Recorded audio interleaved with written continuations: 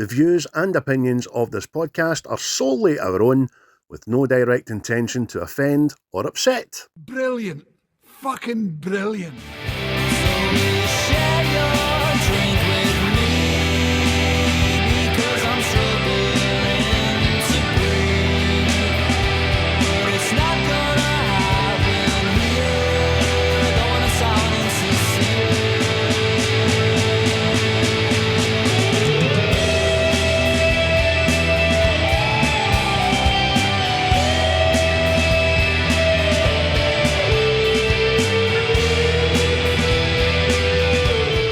Never find a more wretched hive of scum and villainy.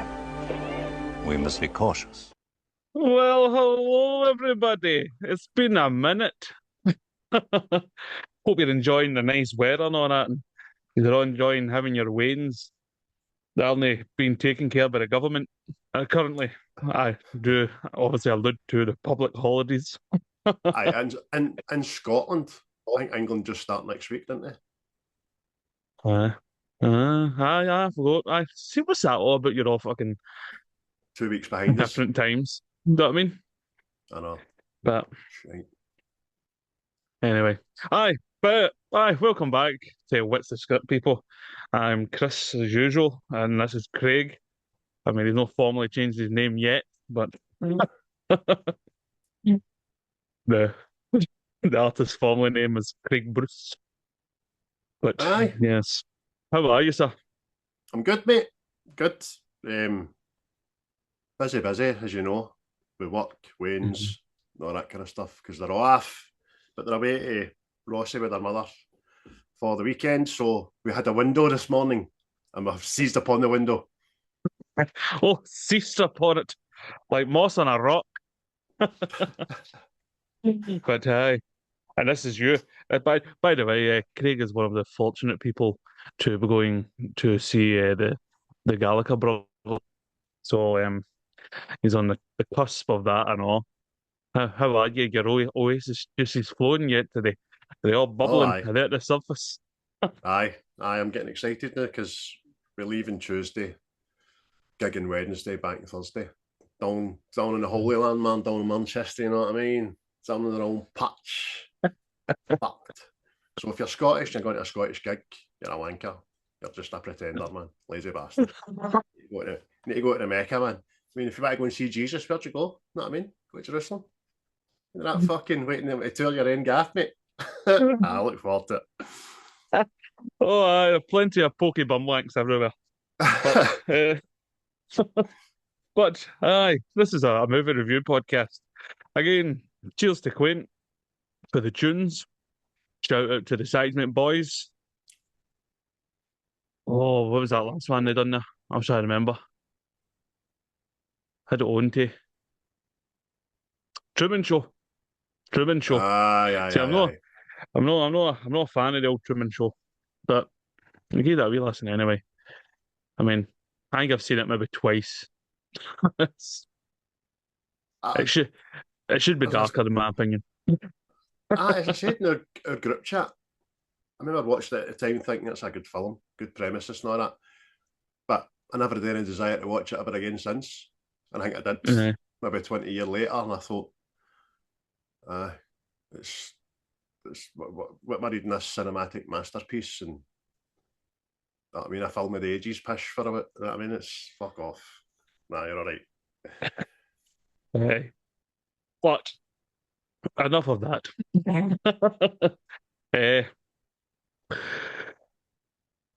We are doing the Da Vinci Code, if anybody does not remember, because it has been a while. You know what I mean? It has been a while since we've been on. You know what I mean? Aye. I had to blow dust off this microphone there, you see. It was but before we even start with the Da Vinci Code, since it's been a minute, what have you been filling your eyeballs with? Oh, it has. Ocular delights. It's been a New York minute, man. Let me tell you. Since we last wrapped on the last episode, I have watched ready? The Croods, Fred and Rose West, A British Horror Story, Grendel Uncovered, Trainwreck, The Astro World Tragedy, Trainwreck, Mare of Mayhem, Equalizer 1, 2, and 3. Below Deck Down Under Series 1, and I've started Series 2. Jungle Cruise, Deadpool, The Bear Series 4. Alio, The Fifth Element, Volcano. Alien vs. Predator Requiem, Prey. 28 Weeks Later, the F1 movie, Predator, Predator 2, Jurassic World Rebirth, Ballerina, Predators, Jurassic World, The Righteous Gemstones, I've started that, Superman the movie, Superman 2, Superman 3, Superman 4, The Quest for Peace, Superman Returns, and lastly, at the cinema, not 48 hours ago, I got to witness Superman 2025. Yes. And you were delighted with it, weren't you, sir? You were delighted with it. I was. It's the film we need, and that's the film I hoped for. And I'm thoroughly delighted, and that's all I've got to say about that. I'm not telling anybody anything, because if I say one thing, if I start trying to say stuff, I'll end up getting into spoilers, and I don't want to do it for anybody. Get out and see it in the cinema. If you've got an IMAX, go and see it in IMAX. It'll be worth it. Very, very much worth it. But that was me, mate. I can remember. Quite a lengthy, girthy, two-handed number, know what I mean? What about yourself, mate? It's a girthy member, that. You've been watching? Oh, like you, mate. I went everywhere. Everywhere and nowhere, mate. Baby. I watched The Hitcher. Don't know why, but I just watched it. A wee throwback there. Rutger Hauer. There's a bit of a fucking nut job. What? I went to see Ballerina, which then launched me into the John Wick catalogue. 1, 2, 3, and 4. Absolute joy and delight for the eyes. I was drunk one night and I watched Tron Legacy just to listen to some Daft Punk. Which what is it? Tron Ares or something? That's due shortly or this year at some point. And it looks an ocular delight, that. Oof.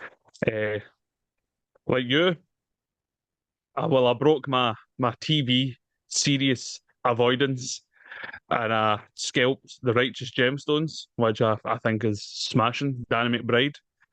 I watched Mobland, which I enjoyed. I watched The Penguin. I enjoyed that as well. That then launched me into watching Batman Returns to watch Danny DeVito as the Penguin, which I'm going to be controversial as I think could be the best Batman film. But hey ho, that's opinions. I watched the new film on Amazon Prime, Heads of State, with John Cena and Idris Elba. That was all right. It was all right. I watched The Old Guard 2 with Charlize Theron on Netflix. I watched the old delight that is Heat with Robert De Niro, Val Kilmer, Al Pacino. Just kind of whack it. Then, for some reason, I watched Leviathan, which is The Thing meets The Abyss, and is not that great.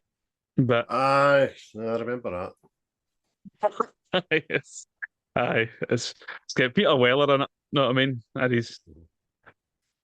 mean? Aye. It's a challenging wank. Then, obviously, I did watch the Da Vinci Code, which then launched me into the trilogy of these films. Finished with Angels and Demons and Inferno. But that was my ocular delights. And since it's been a long time, it is a lengthy ocular delight list there. Aye, but definitely. A lot of ground has been covered. I do have plans to go see F1. Probably Superman somewhere. And 28 years later.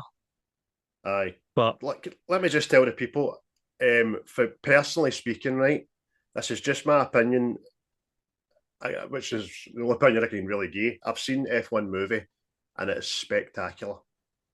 It's spectacular. It's Maverick. It's Top Gun Maverick vibes for me. And again, if you get the chance to go and see that in IMAX before it comes out of the theatres, go and do it, please, because it was filmed for IMAX. The cameras used on the cars were IMAX cameras and all that. You know what I mean? It's amazing. And I only seen it on the big screen kind of thing, and it was fucking tremendous. But like you, mate, Ballerina, I thought was fucking thoroughly entertaining film. Aye. Wasn't it? Aye, that's it. You like the John Wick stuff, you like Ballerina. Aye. All I would say is the fighting is just a wee bit slowed down, but that's fuck all. It's still decent. Know what I mean? Aye. A wee tiny bit slow. It's not amazingly slow. It's noticeable. It's choreographed. You know what I mean? But Aye. I would dare say that if Keanu Reeves came back out to do a fifth one, it might be a wee bit slower than all because he's getting on a bit, the boy. Aye. And that was another new one I seen. 28 weeks later. It's fine. It's no amazing. It's no like a 20-year-old film in the making. We've been waiting for kind of thing, but it's going to be starting another trilogy. Which Aye. again, standalone films just no work anymore. No, is that a thing in the past? It's like boxing, isn't it? Boxers can't have a fight now, and there's a winner with a belt. It's the first of three now, and it's going on. Aye. I think it's just the old money, the old gravy train, isn't it? It's just no going to stop. Aye. And as somebody that likes a Disney Pixar and thoroughly enjoy Disney Pixar, I thought Elio was shite. Really bad. I really did. Is that the one about the alien or something? It's a wee boy, and clones his cell, finds aliens, and your Wayne might like it because your Wayne will no understand what's trying to get fucking spoon fed to you down your throat. You know what I mean? But I turn to people and say, "Have you seen Onward?" And they're like, "No, what's that?" Disney Pixar. It's fucking amazing. Onward's amazing. People have hardly seen it. You know what I mean? But anyway, that was just a wee sub. It was a wee bit of Pixar rantage. Some opinions. It was quite animated about that animation. Very good. Bastards. But aye, so there you go, folks. Again, I know it's usually a thing on the old Facebook, but tell us what you've seen, what you think of the new films that are out. Have you seen them? Know what I mean? Definitely. Share the opinions and the like. And we've got 531 souls on the Facebook page, and we've we bumped the YouTube up to 357. So there we go. Thank you, everybody. Aye. Well, I mean, I know I've got the Twitter, but the Twitter's fucking that's just existing. You know what I mean? And the TikTok gave me the fear the other day because I was thinking about mind I was saying to you. I was just thinking about displays. You know what I mean? That's these fucking metal posters. Anybody doesn't know it's a poster, but it's metal and Disney fade and rip and all that shit, right? But I was just thinking about them. Didn't Google them? Didn't type it into my phone? The next thing, fucking TikTok was advertising displays. So there you go. They're in my fucking heads now. I remember conspiracy theories used to just be conspiracies. Aye. They're in the trees, man. The fucking nanobots are in your fucking brain now, man. Reading your thoughts. That's it. Fucking aye. But on the subject of conspiracies. Good damn you, that was coming. Mate, I can't even go a segue, but there you go, there's a segue. Segue. Well done, mate. But aye. So today we're doing the Da Vinci Code, which is a fucking conspiracy, but it did set the fucking world on fire at one point. But let's go back to the year that was. And if the internet is correct, it was 2006 when this movie was released, yes? Correct, Armando. What happened in 2006? I can't remember what I was doing in 2006, but what was going on? What was everybody else doing?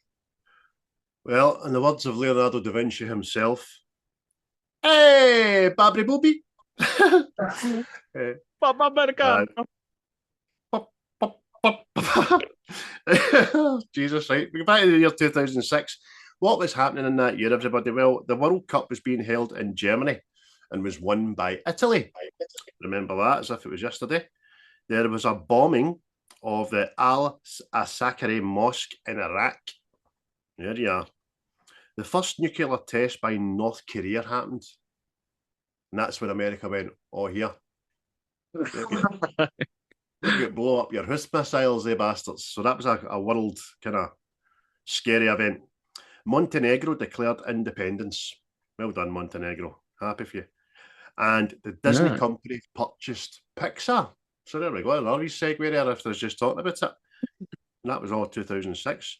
If you want to go to the movie theater, man, get yourself some popcorn, whether it be sweet or salty or butter.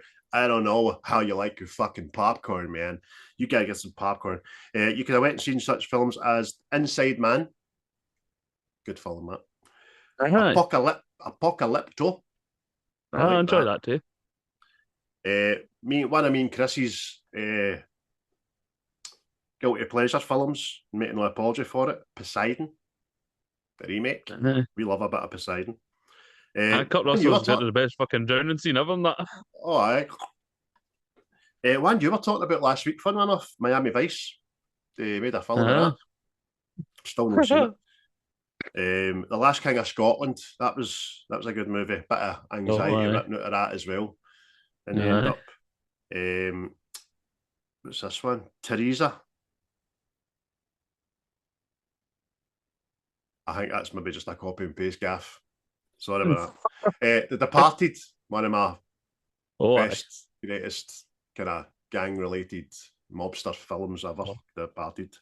Love it. And what we also did was we gave birth to a new James Bond that year, and Casino Royale came out with Daniel of the Craig and his wee blue trunks and all that stuff, and I enjoyed that film very, very much. Package on the boy. Oh, he did. It's such a package. Or a rolled up pair of socks down there, I think. Such a knowledge. Such a knowledge. Now, the original HMV was still going strong at this stage. It wasn't into liquidation just quite yet. And so you could have in there and go to some music if you had a lot of money, because HMV was fucking a bit pricey for my liking. Crazy by Gnarls Barkley was in the charts. We also had it vying for positions with Sexy Back by Justin Timberlake. Oh, tune. No. Another tune is Smack That by Akon. One of the greatest live bands that I think the two I've ever seen back in the day. When You Were Young by the Killers, they were out and about. They were it's a tune that charts all over the place. Man Eater by Nelly Furtado. Ever happened to Nelly Furtado? Don't know. I'm like a bird and only fly away. Her music wasn't that tremendous, but she was lovely to look at, you know. Nelly Furtado. If you're out there, how you doing? And another a dance floor banger, mate, that we enjoy. I Don't Feel Like Dancing by the Scissor Sisters. Oh, there you go, man. Up there cutting shapes. With a pair of scissors, there you go. When the old Joanna plays. Brilliant, man. However, you've just listened to that last CD single on your hi-fi. You've turned it off for the night when the news breaks that somebody's dead. Somebody did feel like dancing. They danced too much. Oh, my head. My fucking head. So, the deaths that I recorded here were Gerald Ford. He died. Shelley Winters passed away as well. I feel we've said this a lot, or we've just used his name a lot in other contexts. Jack Palance died. 2006.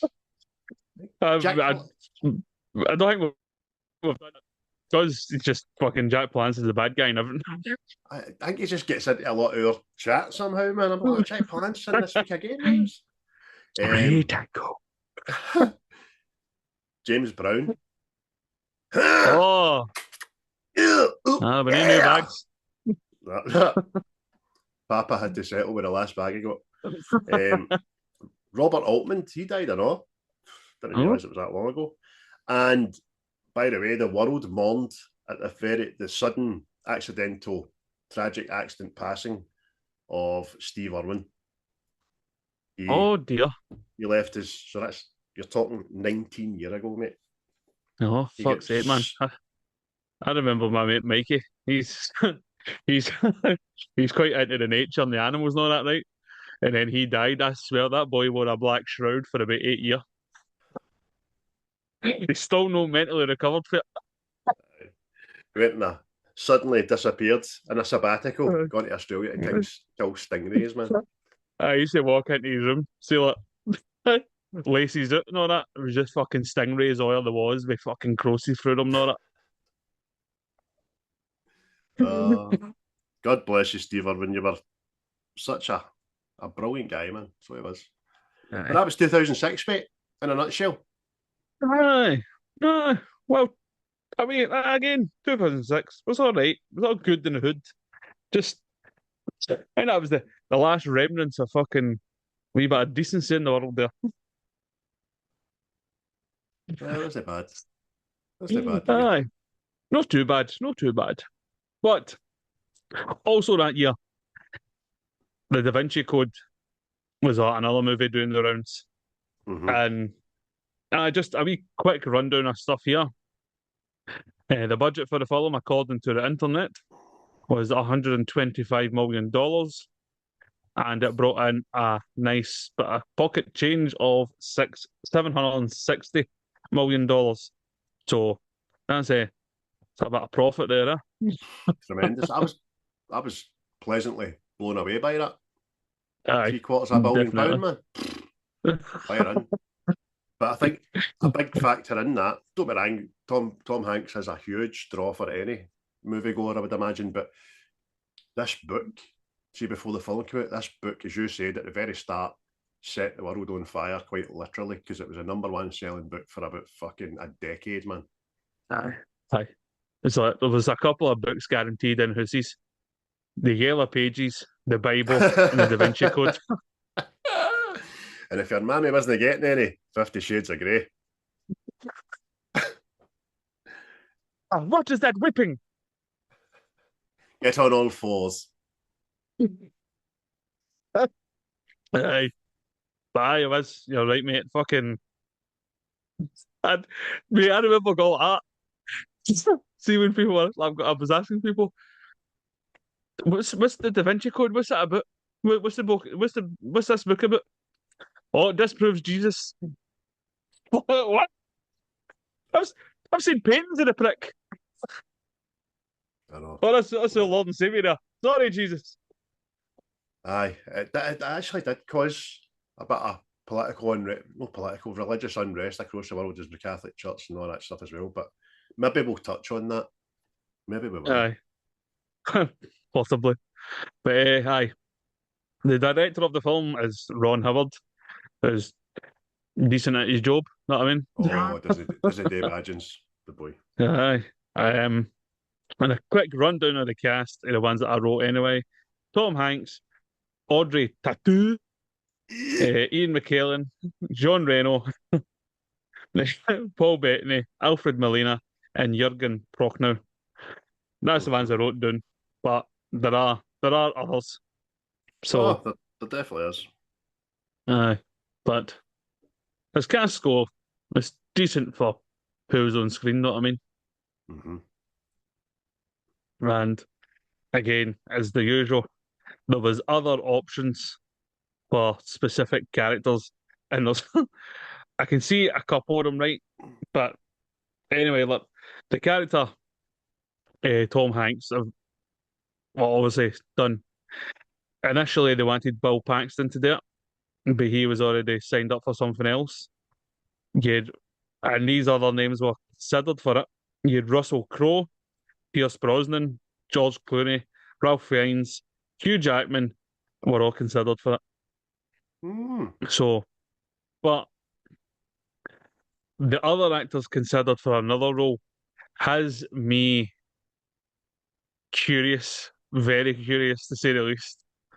So, the role Silas that was played by, obviously, Paul Bettany. Christopher Eccleston was considered for the role, as well as Jim Carrey. No way. I was going to make a fucking joke about saying, imagine Jim Carrey doing it, and you've just kidding on? Seriously? I swear. No way, man. So there you go. AI is reading your brain and you're reading mine. You're a spooky bastard. I'm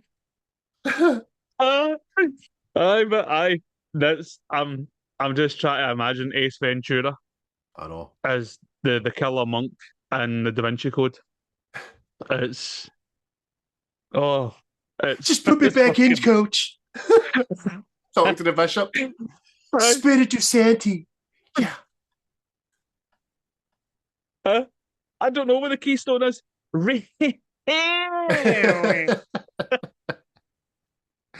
time we shoot somebody, Allahu, her. Could not collect $200. Oh, brilliant, man. But it's very weird, man. But hey, they decided to go with Paul Bettany, and it worked. Oh, it did. Because Paul Bettany is a bit, yeah. I'm not saying he's a freaky bastard, but he has that weird look about him. You know what I mean? Especially in this. Obviously, I know it's makeup and fuck knows, but he all kind of looks that. Aye. Anyway. Aye. I mean, you see his backstory in it through flashbacks. Doesn't have to get into too much exploration, but you can tell why he's consumed by his faith and all that stuff. He plays a great part, mate. He really does. Aye. I thought about the character Silas, mate, is a brilliant character. It's fucking it's as well as the whole Jesus' lineage and all that. Silas is one of the things I just remember for it all the time. Oh, of course. This creepy fucking washed out albino monk that's hell bent on doing people in. Aye. And I didn't realise it until maybe in the last few days. Thinking about it, sitting thinking about it. He's a groomed assassin. That bishop just saw the vulnerability and used it to his fucking benefit, you know what I mean? Mental, man. Aye, what a part. Aye, definitely. I mean, the character itself, man, it's one of the scenes, well, one of my, I'll not say it's no, I say a favourite scene, but one I always remember, and it involves that character. But we'll come to that, you know what I mean? As we usually do, come to scenes. Have you got a synopsis of the movie, have you? I was actually going to leave that to you there. All right, that's fine. I've got one written down, because I know you don't like writing them down. I don't write them down. I'll make everything up. Well, for anybody that's not seen this or heard about it or anything, I don't know where you've been, but here we go. The synopsis is: Symbologist Robert Langdon travels from Paris to London to unravel a bizarre murder. Accompanied by a cryptographer, he soon comes across a religious enigma protected by an age-old secret society. Can you really sum it up any better than that? Aye. It's aye. It's full of secret societies. There's that many secret societies. They're all fighting with one another. It's aye. Well, that's secret. They all know about one another. You know what I mean? But aye, it's because of the subject matter as well, right? Which the film was actually banned in several countries, and as well, it's quite funny, right? But well, I find it funny considering the way the fucking world is now. But there was a lot of protests by Muslims and Islamic countries of this film because it obviously Jesus is in the Quran and stuff, and it told lies. So the telling the lies in this film, it fucking encroached on their territory. I know what I mean, which I thought was fucking what hilarious. That fucking this a conspiracy about how Jesus wasn't divine annoyed another religion. That's fucking. Aye. Well, I think for what we know now in the present day, I think they were just annoyed at the fact that it put Christianity back in the charts. Know what I mean? Aye. Probably. Christianity's just been promoted to the Premiership. Fucking let's get them relegated as soon as possible. Know what I mean? Who's that as boat air Jesus? Is that the 49ers? Oh, here, they're signing people here. There's the money. Is that Peter on the wing? But aye, mate, I remember at the time, mate, it was a big fucking, let me say, mate, it was a big furore about it. I mean, I genuinely remember people not watching it. Let's see older people. I'm not watching that shit. You know what I mean? Like, okay. Well, like you, I used to read a lot when I had fucking the time to do it. I'm trying to get back into it just like yourself with Tolkien, you know what I mean? But the last two trilogies I read in their entirety was these ones and The Girl with the Dragon Tattoo ones. They were great books, man.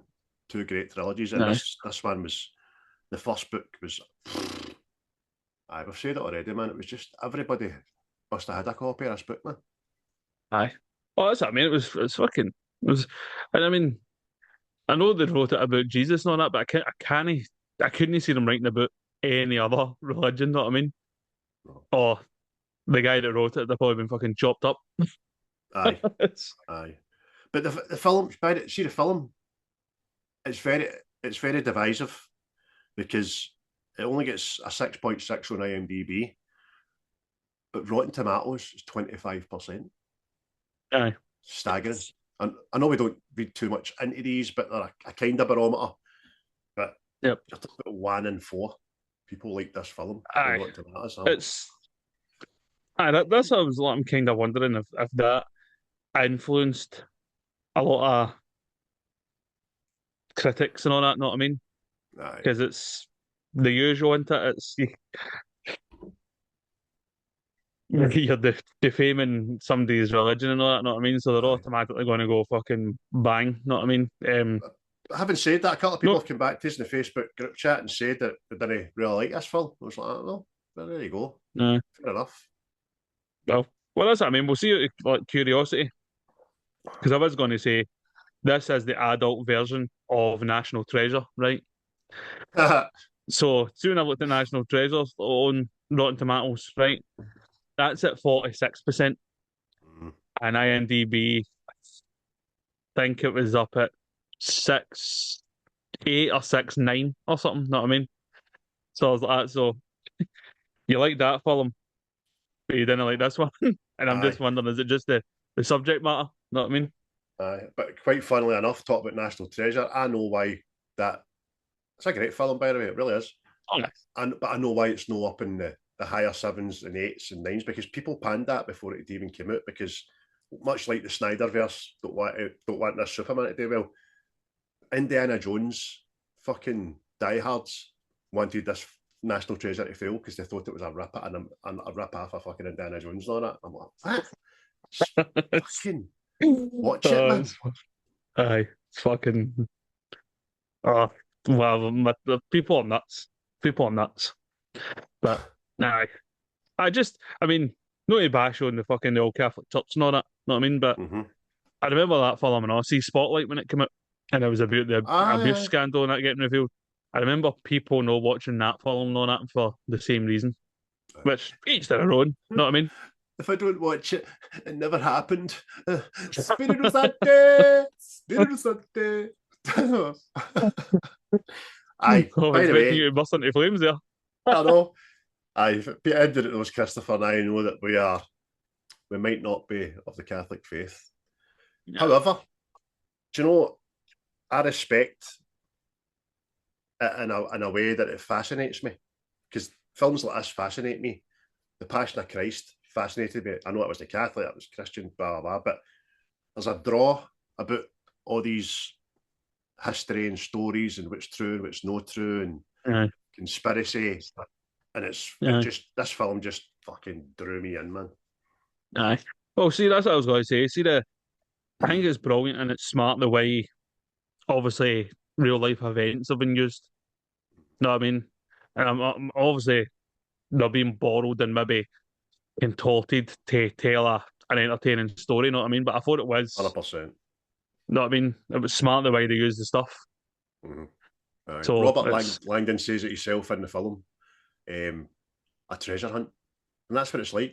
It's like a treasure hunt where what the audience is being told to believe is factual matter. And you're right, by the way, there is a lot of facts in this, but there is a lot of facts that have been twisted and bent to suit the story, which is absolutely fine. So at the end of the day, It's a fucking movie. It's to entertain people, and you can find out by just asking ChatGPT what was true and what's not true in the Da Vinci Code, and it'll tell you. Nah, that's it. Know what I mean? It's takes a wee lend of the truth. Know what I mean? To entertain. It's just like Braveheart, trying to make a cunt of my fucking granda. Know what I mean? This is not to be harmed. Should have remembered the rocks. You should have. Oh, fucking mad Brucey. But Mad Brucey. another wee interesting fact there. Some of the locations, the Louvre refused to let them write blood on the floors and symbols, etc. And also, there was no direct light to be shown on the Mona Lisa. So a lot of that stuff was done in Pinewood Studios with replica Mona Lisas and stuff. So there you go. Protecting that smiling lady there.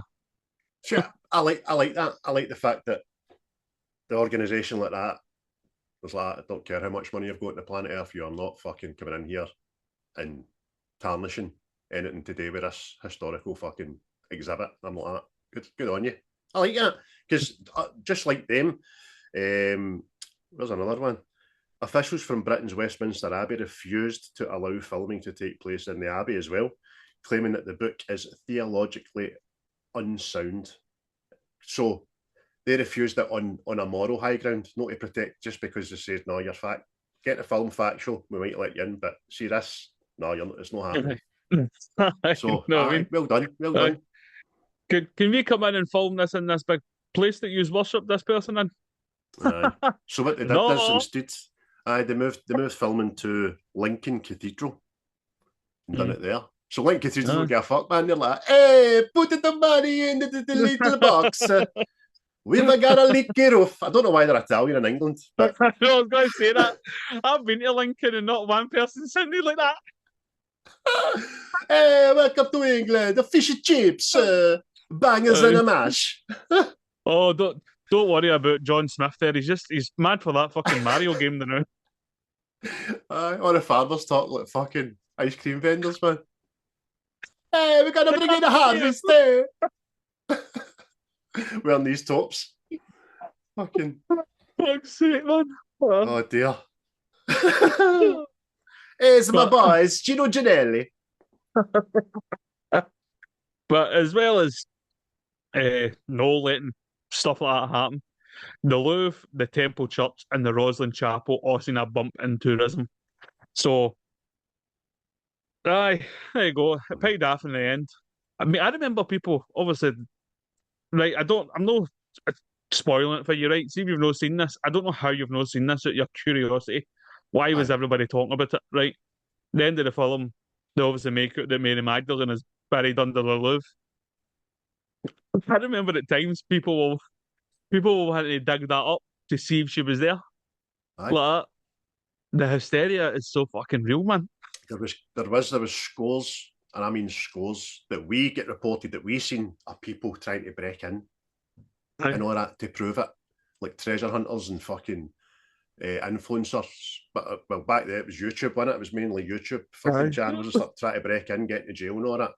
Mental. But see, whereas the Louvre never let certain stuff happen, they did let other, you know what I mean, filming stuff happen. So to protect both the fabric of the building and the works of art contains, the production's use of the Louvre Museum in Paris was carefully controlled. For instance, no equivalent was allowed inside the Louvre during the opening hours, which Chris has just obviously said. So filming took place at night time as well. Since the crew were not permitted to shine the light on the Mona Lisa, the replica was used, blah, blah, blah. So no blood or mysterious writings were permitted on the wooden floor that were used at Pinewood Studios, so which Chris has already said. So there was still filming inside it, there was still filming outside it, but it was done when it was shut, it was done at night, it was carefully controlled, and so... And I'm glad they got a bump at it. Glad they got a bump in tourism, you know what I mean? What? Excuse me, sir, why have you came to the Louvre with a pickaxe? No reason. Excuse me, Why are you here with the pneumatic drill? Huh? I know a guy just turned it up with a drill, going like that. Excuse me, anglais? Oui, anglais. Yes. Have you got a plug socket anywhere, mate? I can use. Yeah. Just the mad security guard that. You stupid woman! Who are you?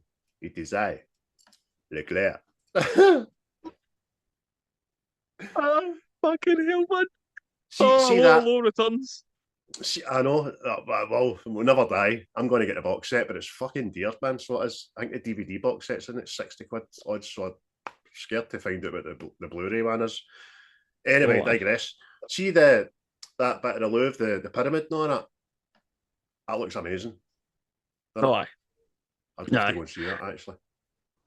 I've never fancied going to France to see it, you know what I mean? But it looks intriguing, you know what I mean? That artsy-fartsy stuff.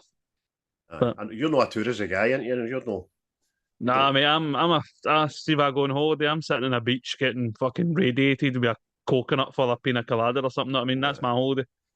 You get wham on fucking. I mean, I don't want to decry people, right? But I live in a city. See, when I find out people go on holiday to visit another city, I'm going, what's the point? Aye. Oh. I get it, but I like my history. I'd love to go to fucking Paris, Rome, Fiorentina and all that. See all the shit. See the Fleur de Lis. Yeah. I don't get me wrong. I've been to Florence, but I think that's just because of fucking Assassin's Creed and all that, know what I mean? Aye, what'd I call it there, Fiorentina? I'd love to go to Fiorentina, aye. See the city. What? Florence, I'll take it there. That's just a line for Ibrox, that. So, but, aye, go. Secret societies. I know this is obviously conspiracy stuff, but do you think there is a possibility of something like that existing? Fucking right. I think there's not even just in religion, but I think there's secret societies that we don't know about because they are secret fucking societies. You see the way that this one's portrayed. Was it the Priory of Sion? They're the ones that generally guard the bloodline of Christ, right? I mean, by all intents and purposes, they are butchers, bakers, and candlestick makers. You know what I mean? That just live among you. Because the way they all turn up at Roslin at the end just look like Fred and Jane, you know what I mean? Like, but they've been descendants for centuries and generations. You know, I think all that happens. Maybe in Christianity, maybe no.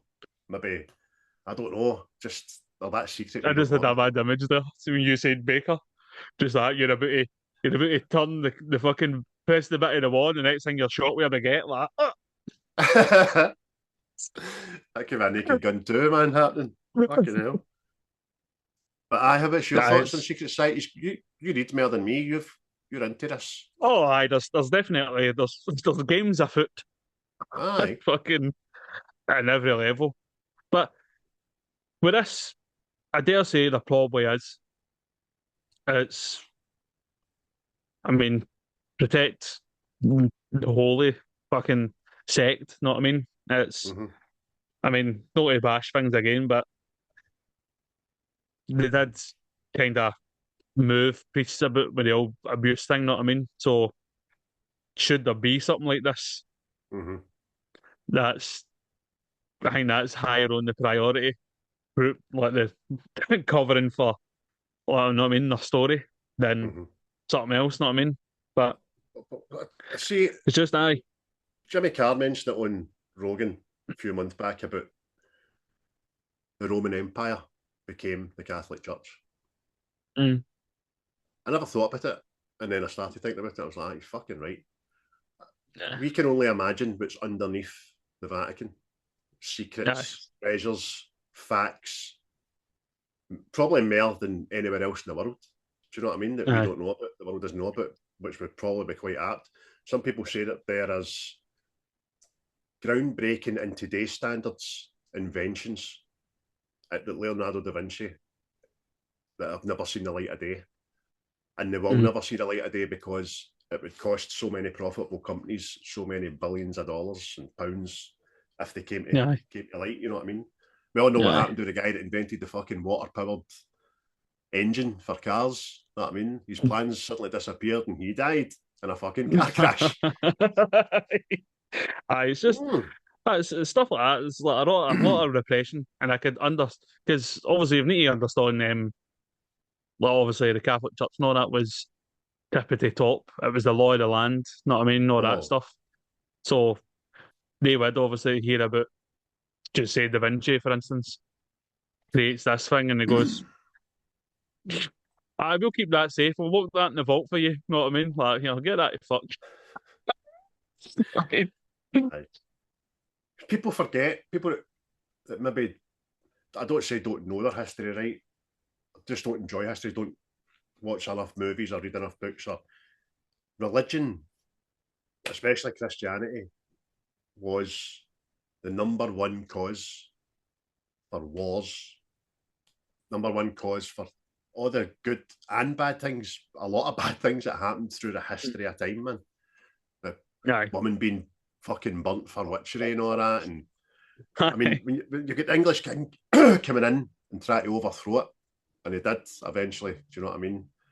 Stuff like that. People just lived, breathed, as the book told them to, or their priest told them. See, that's what I think this lends a lot of people like, believed it and thought it was true and all that.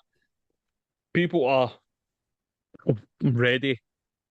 Well, they've already got in their head that shady things were done.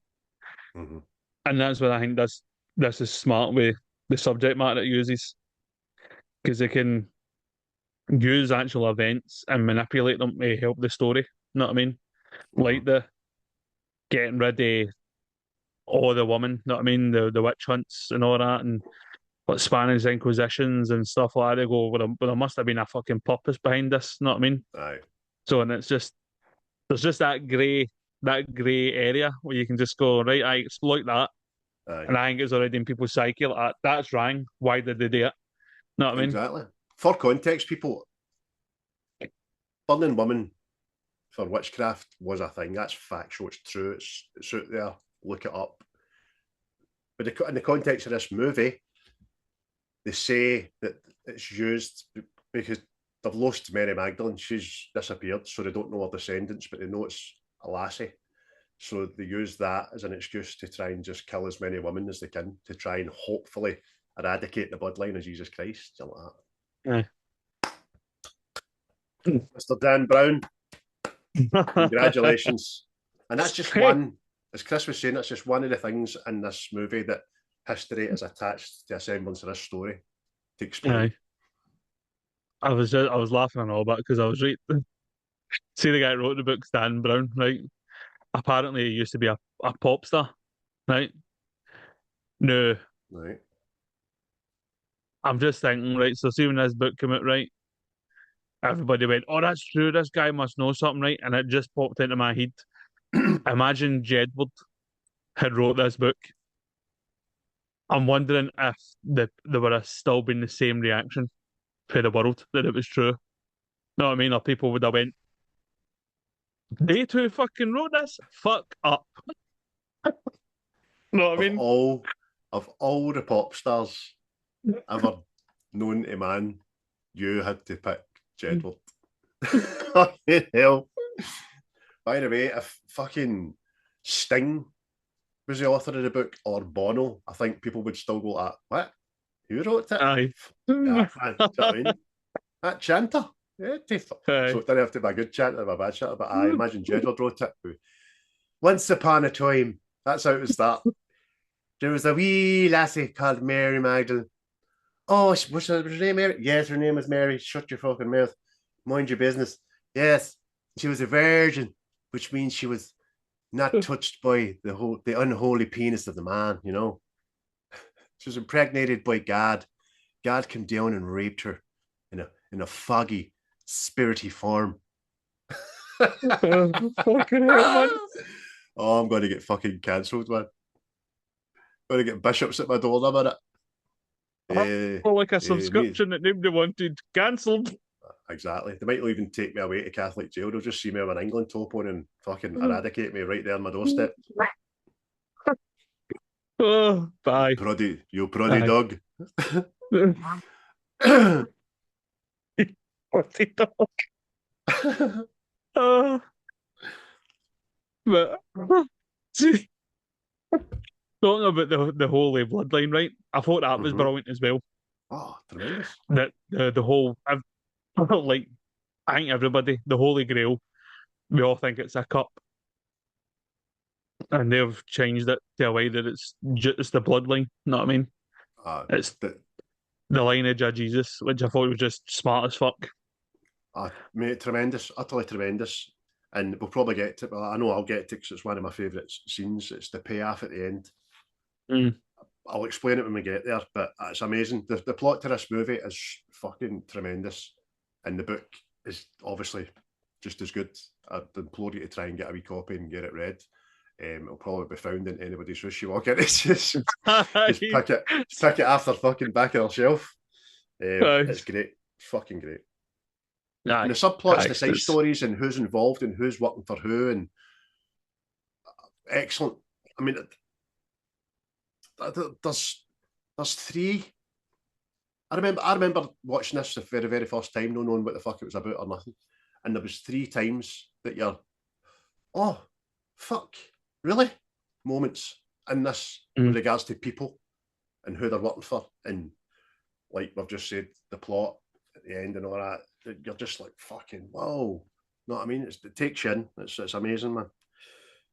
Quite a funny story. See that wee Audrey Tautoa, who's Sophie in this. There she's there, people. A very pretty lassie. She revealed that during her audition, she asked if she could get a photo taken of Ron Howard and Tom Hanks to prove that she'd actually met them. So she didn't even know she was getting the part. She said, hey, so before I go, could I get a little photograph with you and with Mr. Howard, who used to be Richie Cunningham in the Happy Days? I like that. It's a wee wholesome fact. Aye. Talking about her anyway. See what I thought was good and all, and I didn't really pay much attention to, like the first couple of watches of this. Soon you get the wee flashes of Sophie, that's the character obviously in the film. She does things, and it's like Jesus would do. See, like the healing hands and stopping the drug addict taking drugs and all that, and you're like that. Aye. The divinity there. You're right. Again, that's another moment, because Robert explains it at the end to her. She says, maybe that junkie will never touch another drug again. Maybe you did heal my claustrophobia. You know what I mean? Just by touching my head and all that. You're like, ping, ping. Oh, I like that. That's I mean, it's so subtly done, because obviously you're sitting watching this. You don't know what's what. Fucking you're on the treasure hunt as much as anybody else, know what I mean? And I just thought no paying much attention to them in the previous viewings and going, oh, aye, here. That's all right, that. That's fucking good. That's man. A wee fact as well, because it wasn't certain that the movie would be a hit. The other adaptations of Dan Brown's novels would follow. This movie was made as a standalone movie rather than it being, part of a franchise. All the references to the fact that Robert Langdon had already solved another murder riddle in a novel, Angels and Demons, which precedes the Da Vinci Code, were therefore purposefully left out of the script. When the movie was a huge financial success, productions of Angels and Demons in 2009 was started shortly after the release, but rewritten as a sequel and not a prequel. So there you go. So the follow-up to this was meant to be a prequel, but it was left out of the script in this one, so they had to change it to a sequel. Aye. And that's apparently they only stopped making these because they weren't making the money anymore, which I found curious. But because I went, this was a Dan, stop writing the books. You're all right. He was actually initially approached to make it a mini series, so this could have been a fucking series and all. That'd have been like that Tia Leone man. Was it Treasure Hunter or something? That was kind of like She was kind of like that, but it wasn't predominantly religion. It was more like fucking modern day Tomb Raider treasure hunter, where she would go and fucking seek out artifacts. Aye. That was quite good. That's Aye. fucking late 90s or something. That was ages ago. But on to who I think is fucking tremendous in this, Ian McKellan. I was gonna just suggest you were gonna say Ian McKellan. Hey, see his character, Mr. Teabing, right? Lee. Neat. Aye. His character's obsession with disproving Jesus. Oh, he's Jesus' divinity makes him the bad guy. Again, I think is fucking another thing that is superb in this. Know what I mean? But, He's fucking. It's the highlight of the film. At the exact right time you need it. That other bit. It's amazing. His whole presence in the film, his dialogue, his enthusiasm. He fucking draws you right in, by the way. You're on board with him. You're invested. You want to hear more of him. You forget. There's a bit in this you forget it's a film, and it's like a lecture that you're right into, man. Because it feels as if you're learning new stuff, which you are, I suppose. Whether it's factual, whether it's no, doesn't really matter. You're, oh, what? There's another gospel. Mary Magdalene had a Bible herself. What? Last Supper. You know what I mean? know what I mean? He's brilliant. He's flawless. Absolutely flawless. And his enthusiasm and passion is so infectious, man. It's amazing. Aye. And that's what I mentioned. I mean, it just seems right. The obsession has made him the bad guy. Know what I mean? Like, I mean, you can have a healthy curiosity about something, but it just seems like it's overstepped the mark. Oh, It's just aye. obsessive. Well, let's talk about it, right? Let's go into our best bits if you want to. And Aye, go for it. we'll probably both start with Lee, with how they turn up at his mansion. I mean, remember in real life, right? Ian McKellan is a Knight of the Realm. He's Sir Ian McKellan. In this film, he is Sir Lee. What's his second name again? Treebing or whatever it is. So he's a knight in this and all. And he's obviously getting the wealth to back up his obsession of, you know what I mean? Mary Magdalene, the Grail, Jesus, Bloodline, Scion, everything. Opus Dei. And just even the intercom. Hi, it's me. Want to let us in? Oh, yes, of course. But first, a test of honour. Because everything he does in this is with the most British of Britishness in it. Which only he can deliver. Amazing. So Robert has to do a kind of answer 3 questions before he goes in. It's all about tea. It's fucking great, man. He's eccentric in it, as still done it. Aye, it's eccentric. Fucking superb, man. But one of my favourite ones is him explaining the whole story of Mary Magdalene. Mm-hmm. You know what I mean? And just, again, playing with the facts, what most people know, but it's also done in a way that it's fucking, like, it convinces you. You know what I mean? It's 100% conceivable. 100% conceivable. You're right, mate. That whole explanation, the thought of the Last Supper, it's quite funny. You could be like, does he have that presentation and telly set up just all the time, just for anybody that comes in? Because he had it already and gone, you know what I mean? It's up in the telly and his wee control pad to move the bits of it. So he must have done it 1,000 times. But it's great. I mean, I don't mind telling you that I've, in the last 48 hours, I have Googled the Last Supper photograph and I've zoomed in on it and I've looked at it and, oh, fucking, by the way,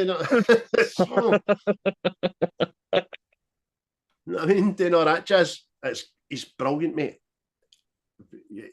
His enthusiasm and his passion just it draws you right in, and the explanation is done in such a way that it's amazing.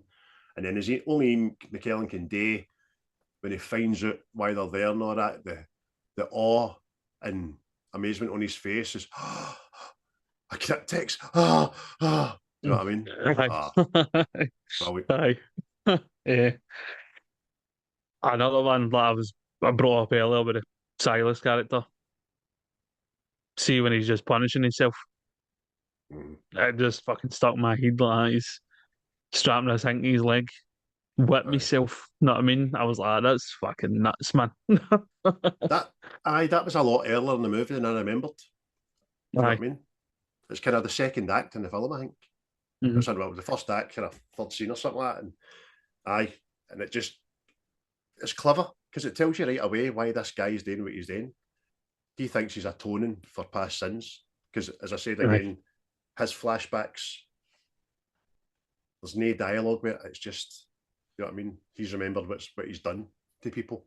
So Aye. obviously he's also talking to Jesus while he's doing this, and it tells you, I'm sorry for my sins and blah blah blah. And that thigh chain, man.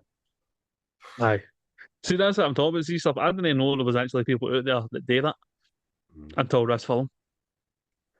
I hadn't heard of Mary Magdalene either How'd you know? until this film. Mm. It's, know what I mean? It's teaching you things. Aye.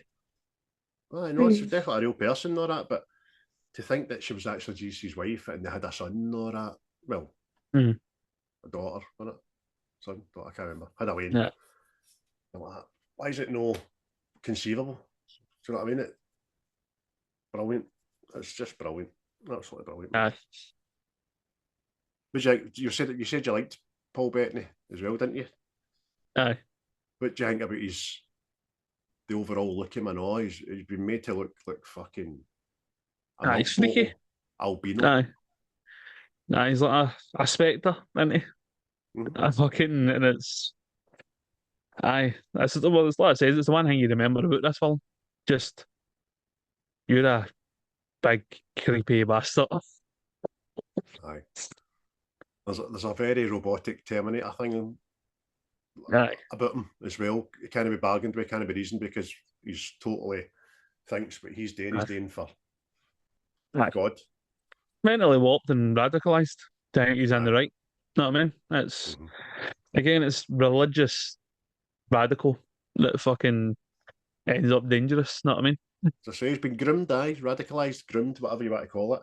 Even the bishop refers to him as, I've got my soldier for God in place. You know what I mean? Just talk to somebody else about him as if, I've got my fucking trigger getting pulled if like that. You know what I mean? You bastard.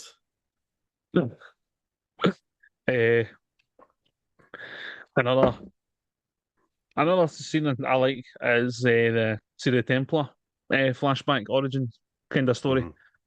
I like that shit because, like you, mate, I like fucking history and all that, and it's fucking, you know what I mean? And it goes back to like the Roman Emperor and how he was baptized on his deathbed, and then the Templars fucking end up uber powerful, and then they all had to get killed off, and you're going, did that really happen? And turns out it did happen. Know what I mean? You're like, what? He's a pagan all his life, but he's referred to as a saint in the Bible because he was fucking lying dying, and a priest thought, I'm fucking baptizing you here, son. You know what I mean? You're about to receive the true Lord. Aye. Right in the face. Aye. That's great, mate. You're right to mention that. It is.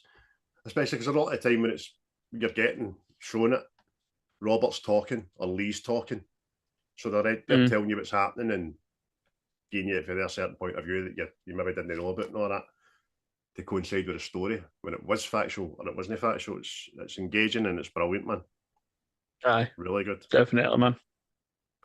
Do you know what I like? Aye, go from it. Not a favourite scene, but a favourite thing about a lot of scenes was the score in this. Aye. I'll tell you who it was by. The score is called Chevaliers de Sangreal. Don't know if I've said that right. But it was composed by, which I didn't know. Hans Zimmer was your man. Listen to the tune, shouldn't be surprised, to be honest with you. Because remember, I played it in the work and you guessed another two films that Hans Zimmer had done the score to. They were also Hans Zimmer. That's it, exactly. So it's very Hans Zimmery, but it's used and included in a way and in certain action scenes that it's lifting you. As you're getting Aye. lifted with the realisation of certain things in the story, this music's fucking lifting you up and all. Aye. It's great. It's absolutely Aye, brilliant. like you're mate. being enlightened. Aye. That's it. You've been educated, you've been enlightened. Enlighted's a better word than being educated, because you have, for all intents and purposes, for the role of being a moviegoer, you're getting enlightened, you're getting told new things, and revelations, and this music just Mhm. fucking adds to it. Especially at the Aye. end when Robert is back in Paris. That's one of my favourite scenes. And he's reciting the line again, and he's running through Paris. He's following the markers to that point above the Louvre, and then he realises, man, and he drops to his knees, and he prays for the first time since he was in that well, thought he was going to die. So it's as if he's just accepted faith again, or found his faith at that precise moment, and with that crescendo, man, it's fucking, yeah! No! Where's my Bible? Get a Bible in here! Mary! We love you, Mary! We do! Love you, Mary! We do! It's brilliant. Aye. Oh, fucking amazing. Aye. I think that's also as well, mate. See, look, you've mentioned it. See the whole reveal that Sophie is the last of the lineage sort of thing, mate. It's like he says, mate, it's a big payoff in it. Boom. Aye. Especially, I mean, another thing that got a huge bump in revenue and tourism and blah blah was Roslin Chapel, which is a proper chapel just outside Edinburgh, I think it is, which is, you know, in the movie is the place where the lineage of Jesus Christ is kept down below, and Robert's realising Sophie's still no penny's no drapped, but he's following the linear and all these ancient files and scrolls, and over the centuries you're like, it's just fucking amazing, man. And he's talking to you about it. Now all the while, this wee guy with a fucking pullovers away gathering the priory. Can't pop that there, sir. We're about to close. And he gives him a £1. Well, just for a minute, get a wee quid, mate. A wee £1 you're only getting earlier on, you know what I mean? But, you can tell that guy's not really Scottish. But do you fuck what you put in the box, get I know. You fucking kidding me on? I've got to go and pick my boy up for football, and then I've got to get home, and then I've got to go to the dump, take rubbish back, and then I might get my fucking dinner. And I've been working all day, mate. Get the fuck. Take her fucking way, yeah. Aye. Put £1 in that box, did you? I'll give you £2 to fuck off. Right? There's a bus fare. Fuck off. Aye, I know. Fucking brilliant, man. But it's great. If you're in the vicinity, go and see Roslin Chapel. If you like this film, go and see Roslin Chapel. I don't know if it might have an entry fee in it now, but aye, it's great. It's a bit of movie going history, and it's a bit of history as well. I think Roslin Chapel's been there for about fucking 600 years or something. But it's great, mate. You're right in saying what you said. The payoff is tremendous. As an audience goer, I never had a fucking clue. Still didn't have a clue up to that point what it was all about. Nice. And then you're like, oh, as I sit back in your chair moment, you're like, fucking hell. And then to find out that she is, and Sonia wasn't her grandfather, and her parents probably were killed on purpose, and she's been getting watched from afar by her own family, and it's fucking mental, man. It's a mind fuck, as they say. You know what I mean? And then she doesn't let again through the film. You're realizing she's good at puzzles and good at this and good at that, and knows the codes to this and all this shit. And you can see her herself going, I don't know how I know this stuff, but I know this stuff. Aye. And it turns out she was getting trained by this guy posing as her grandfather the whole time. Mm-hmm. Know what I mean? Aye. Another thing I like as well, and it's another, no, it's quite mind blown, but fuck moment is Jean Reno's character, a Fash. So he's the police that seems a wee bit overly exuberant in getting Robert Langdon fucking jailed, but he's been a puppet for the bishop, just like Silas, just like Lee's butler. He's been another pawn. Do you know what I mean? Aye. And he was told that Robert was the murderer falsely from the start, which is why he's got such a fucking kind of dog with a bone attitude to getting him. Jean Reno is a great actor. We like him, don't we? We love him. We've done Leon, and he's been in Ronin and all that kind of stuff. He's a great actor. And this he's used brilliant. He's all the other film, he's all over it. He's like 2 steps behind, and then when he does meet the bishop at the end and all that, you find out he's been a fucking pawn for him all the way through it. You're like, fuck. I know. I was just starting to go, oh, he's a dirty bastard. He's involved. Know what I mean? He's trying to cover it up. Turns out, like you say, he's just been fucking manipulated. Like, can't trust anybody in this fucking game. Because when we dig it onto favourite lines, him and the bishop's in that for me, with regards to this, the payoff moment and stuff like that. But he's a great character, a great actor. So he is. Yeah. Well, since you mentioned lines, mate, we'll go on to lines. If for any police are listening, that's not cocaine. It's movie lines. Can't afford fucking the party lines anymore. Jesus. Price is out of that, I know. Fuck's sake. I was going to go into a full rant there about concert tickets after the back of that now, I know, but it doesn't matter. Well, I'll say it right away. We've just mentioned him. Captain Bisou Fash says to the bishop, because even he just realised, he's like, you used me. And the bishop quite arrogantly just says, God uses us all. It's a better way of just saying, aye, I did, mate. I round you. You idea about it, mate. I mean, you're fucking bad. Which one of yours, mate? A lot of mines are populated with teabing. I can thought that. Yes, the more penises you have, the higher your rank. Boys will be boys. I had that as well, mate. Because it's caveated by Robert saying, this is known as the blade. It represents aggression and manhood. It's the symbol still used today in modern military uniforms. That's when he says that, isn't it, man? It's fucking great. One for Sophie. You believe in God. Your God doesn't forgive murderers. He burns them when she's confronting Silas. I'm like, oh, what a raft there. Fucking great scene, that, innit? Aye. Delivered in her face because she's just realised that he's the one that killed Sonia, who she still believed at that time was her grandfather. Brilliant, man. Lee as well. It's called Scotoma. The mind sees chaos. Oh, sorry, the mind sees what it chooses to see. Fucking again, teabing. Did that old cannabis charge finally catch up with me? Even when Robert fucking buzzes him, Robert, do I owe you money? Because he's not seen him in fucking a million years, you know what I mean? It's brilliant.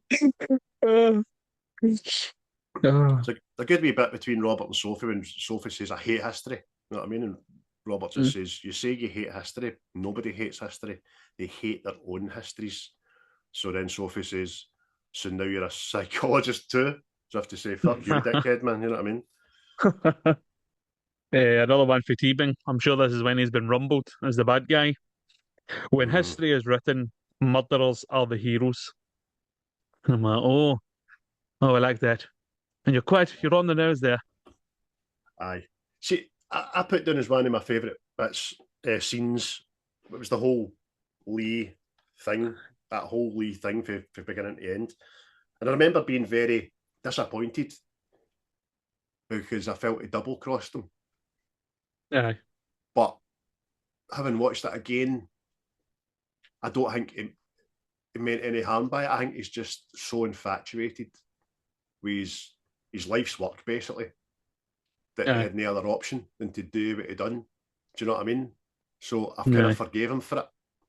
You know, because he just wanted to get to his truth, and he would do it by any means necessary. So I can get on board with a cunt. Well, one last one for Teabing for me. I must say, you two are anything but dull when the police and all that are just fucking reaching his house. Know what I mean? Aye.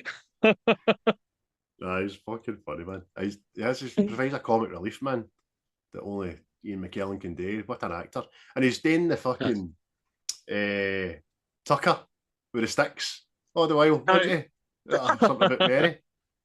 You can actually believe he's got fucking buckled legs. But tell you what, he loses his sticks when he tries to catch the crypt expert. I know. I know. He's like a fielder at cricket. Know what I mean? Aye. Doesn't do very good, right enough, if he smashes the fucker. But Aye. Robert's already, that was a great bit. Robert's already got the map or the Aye. scroll out the crypt text. Brilliant, man. The line for Robert at the end, obviously he's read it in front of Sophie at the start of the film, but at the end when he's going through Paris and he's getting towards Mary Magdalene's final resting place, it's the Holy Grail neath ancient Rosalind waits, the blade, the chalice guarding o'er her gates. Adorned by masters loving art, she lies, she rests, at least beneath the starry skies. With that fucking music, and then he just raps his knees, man. It's fucking brilliant, man. Aye. That's all my line's done, mate. Like I says, mate, Teabing fucking he populated much of mine. Aye. Last one for me then is between Sophie and Teabing. Sophie says, "Who is God? Who is man? How many have been murdered in this question?" And Pat Teabing just goes, "As long as there has been one true God, there has been killing in his name." And he's fucking right. Aye. All you need to do is open a history book with your eyes shut, stop at a page about fucking wars of the world, and you can bet your bottom dollar there was a fucking guy flying a crucifix there or a cross. You know what I mean? I'm going to answer this question. I mean, true. The whole thing, Teabing, he wants to reveal that Jesus isn't divine. He was just a man and all that stuff. And the choice kind of comes down to Sophie, whether she's going to tell the world or no propagate the lie, but no like tear down Jesus, know what I mean? Effectively wrecking the religion. So I'll ask you the question. If you were armed with such knowledge, would you or would you know? No, I couldn't be that guy. I couldn't be the guy that wrecked millions of people's fucking beliefs and lives. Life, basically their life. There's people out there that fucking live their own code by the way the fucking good book, know what I mean? And who are you to fucking... Yeah. Billy Connolly said a thing years ago on stage. He says, if enough people believe in something, then it's true. It doesn't matter if you can prove it by a photograph or a cup or a bit of history or something your eyes have to see. It doesn't matter. If more than 10 people believe in one thing, then it's true because they believe in it. So it's there. So why ruin it, man? Do you know what I mean? There's enough people out there trying to kill your dreams for the sake of doing it. Just need to go into TikTok and say, look, my new trainers, and you'll get 10 people saying they're shanners, they're shite. There's people out there that just fucking thrive after other people's seeing other people hurt. So no, if you've got the faith, man, if I knew the answers, and the answer was that there was no divineness, I wouldn't. Nah, but I'd be by the priory there. I'd be fucking keeping that stream. What about yourself? I don't rightly know. Oh, you bastard. No, it wouldn't just be hang me. Just Christianity. Because I mean, like, no offense to it, but see if I think you fucking believe in any kind of religion, I think there's fucking something automatically wrong with you. It's, you know what I mean? Because it's like, right, where does the line get drawn then? You know what I mean? You go, you still believe in Santa Claus, you mad bastard? What? Hold on the do. You know what I mean? So it's And then it's like the whole thing, like people, like Scientology, there's another one. Scientology can get ridiculed by people, but just because it's made a more recent thing, you know what I mean? Mm-hmm. So is yours truer because it's older? You know what I mean? I get that. It's I don't the what's the word I want for it? I don't believe that the I don't believe Scientology is a bad thing. I think it's had a lot of bad press by the way it's been practiced because there's been that many people that have chosen to want to leave and not been allowed to, and their personal wealth and their names.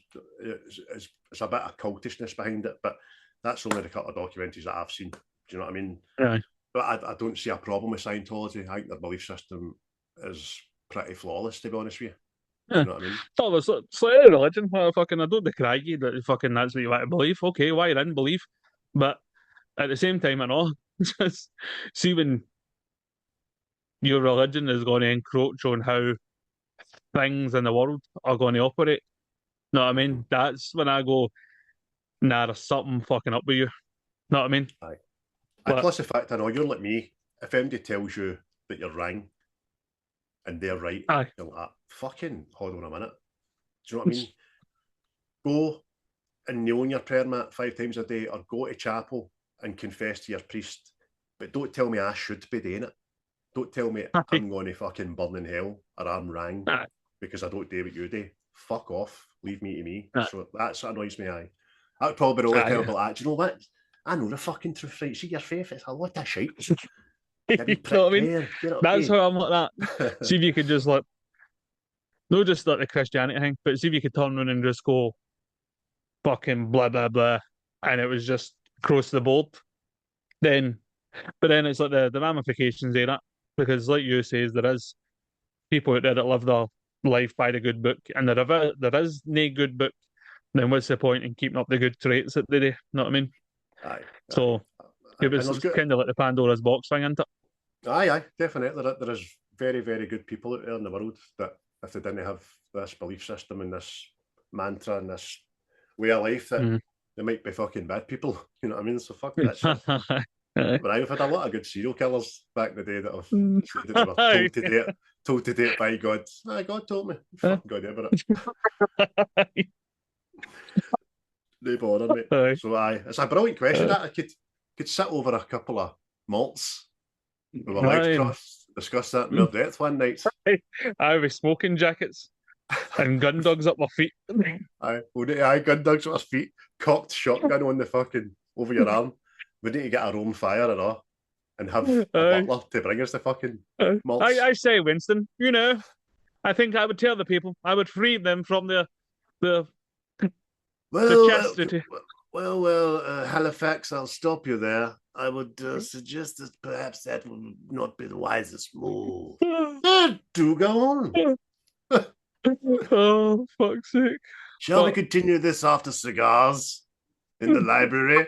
The game of polo. Oh, it's getting late. Shall we go to bed and just bum roundly? Oh, took it there, mate. Took it there. Oh, fucking hell, man. It's gone down a corridor. But what do you give the film out of 10, mate? It's an 8, definitely a big 8 for me. Aye. That's Aye. I loved watching it again. I had watched it in a while. I'm just beneath you with a 7. Just beneath you. But it's an all round interesting subject matter mixed in with truth. It's something. It's a film you can watch and get right into. Know what I mean? So it's 7 for me, mate. Cool. Acting's good, story's good. In the realms of the trilogy, do you find the other two? I don't find the other two as good because it's kind of a tried and tested format that we were revealed to the first one. So, but as movies in their own right, I thought Inferno and Andrew and Demons were still really, really good movies, I know. Aye. Oh, aye, definitely. I've only seen Inferno a couple of times. I think the one I've seen the most is Angels and Demons Mm. because it seemed to be the love child of the telly for some reason. So, and again, It's I don't just, know if that was more down to influence because this film was controversial, but hey, as you said it, they didn't do as well financially at the box office. I think a part of the reason was what you've just said.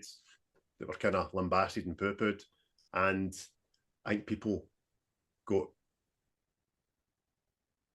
aren't going to be as surprised as they were with the first one. I think they got the kind of gist of the first one. Do you know what I mean? yeah, Who knows?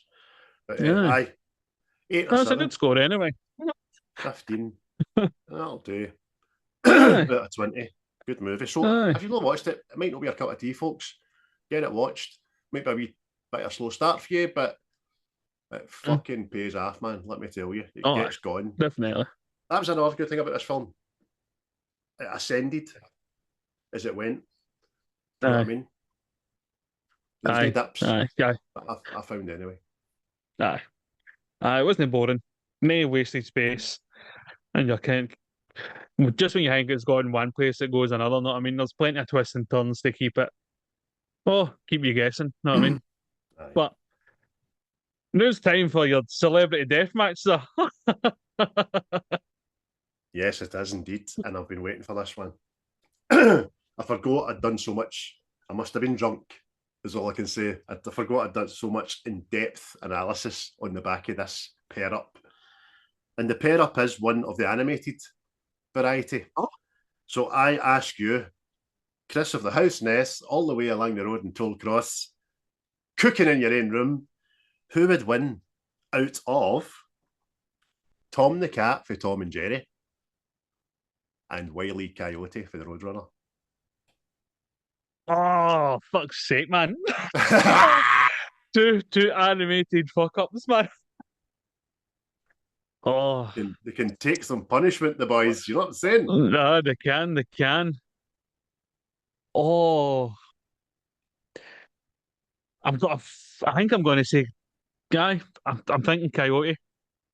I think it's Coyote for me, and it's just down to his resources. Because He's got the Acme catalogue. I Acme store credit through the arse, man.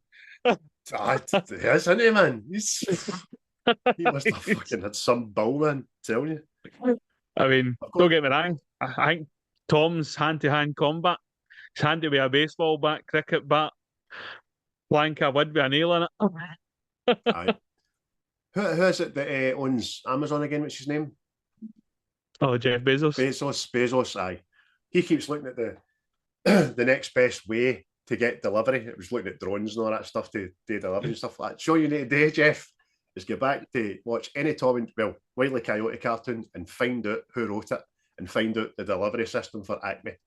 Because no sooner has fucking Wile E. Coyote rolled back up his blueprint than the van has dropped it off. You know what I mean?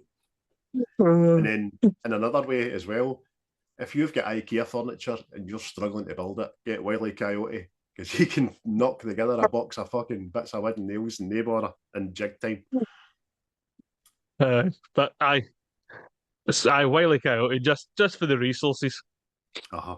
I mean they'll probably go into the eons. They'll probably keep missing and all that shit. But aye, Coyote. Right. Well, I've wrote down. There's a bit of backness in this, right? Tom the Cat, right?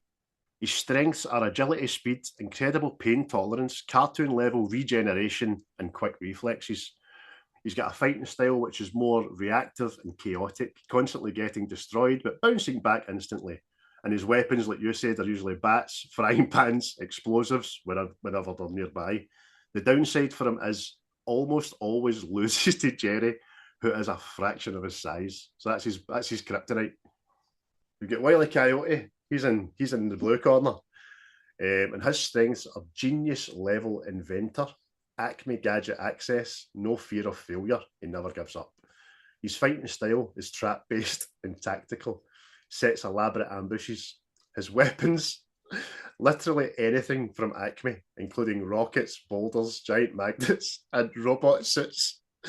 The downsides for him is his plans always backfire, often catastrophologically. I don't even know how I wrote that word down. Now, who would I think would win? Thought about this. Wile E. Coyote probably has the edge in raw firepower and creativity. He can order an Acme death ray by mail if he wants. If he had prep time, Tom wouldn't know what hit him. But in a direct, spontaneous brawl, Tom has the better reflexes and close combat ability he used to fights going off the rails. My verdict in its entirety is, with prep time, Wile E. Coyote wins. Acme. There's no fucking thing, me. But with no prep time, spontaneous alley fight, Tom wins.